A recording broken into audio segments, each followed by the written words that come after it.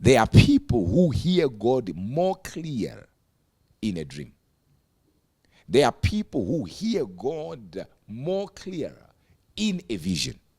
Then there are those who hear God more clearer audibly. Every one of us here, you have in you what we call your divine mechanism. And your divine mechanism determines how you are going to hear God. That's why when you read the Bible, you realize that it talks about dreamers of dreams in the book of Deuteronomy 13 verse 1. And the Bible talks about seers in the book of 1 Chronicles chapter 29 verse 29. And the same book we just quoted now talks about prophets. Why will God have prophets? Why will God have seers? And why will God have dreamers of dreams?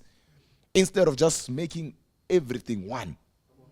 It's because there are those who hear God by seeing. That's why Habakkuk declares, chapter 2, I shall see what the Lord will say. Since when do you see while is somebody speaking? It's because he sees to hear.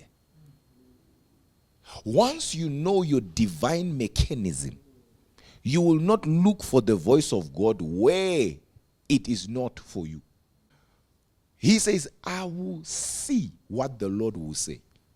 Then this should then tell you that we don't hear God the same way. There are people who look at symbols and hear what God is saying. There are people who will read. When I say symbols, I'm talking about prophetic symbols in that sense. This includes elements and ordinances. Okay, I'll give an example. The Bible then says, and the wise men, the Magi, followed the star because they knew that a king had been born. Who told them that a king had been born? They had the ability to interpret the voice of God. Not by hearing the audible voice of God. They saw to hear. They knew once I see this, it means this. You see, when the Bible then says he opens the ears of men, this is not your physical ear. And he deposits something in there. The trick here is to know how God speaks to you. But now Genesis is very clear that he can speak audibly. He can speak in a dream. Because to Abraham first it was audibly, another time it was in a dream. And another time he sent a man.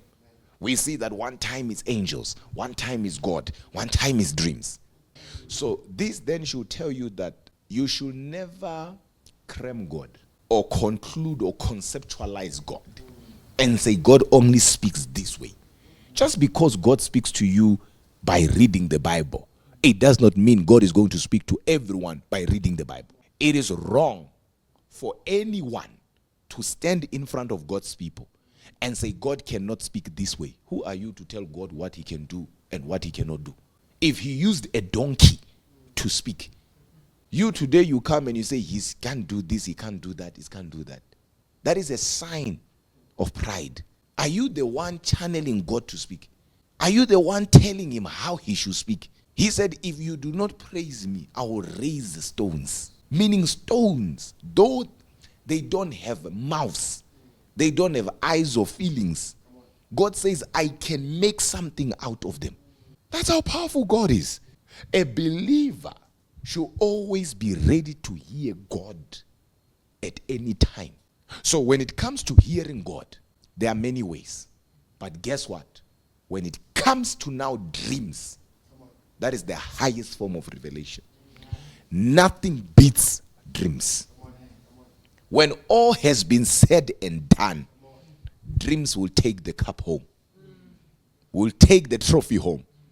So you are to sharpen now your ability to dream and to hear God in dreams. How do I know that? Where is it in the Bible? Read for me the book of Numbers chapter 12 verse 6, please. Thank you, Apostle. The book of Numbers chapter 12 verse 6. Mm-hmm. And he said, Mm-hmm. hear now my words. Mm-hmm. If there be a prophet among you, Mm-hmm. I, the Lord, will make myself known unto him in a vision, and will speak unto him in a dream. Verse You 7. see now, he says, I will speak to him in a what? In a dream.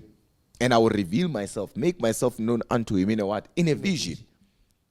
If there is a prophet among you, understand by revelation that dreams are one of the primary way that God uses to speak to his people.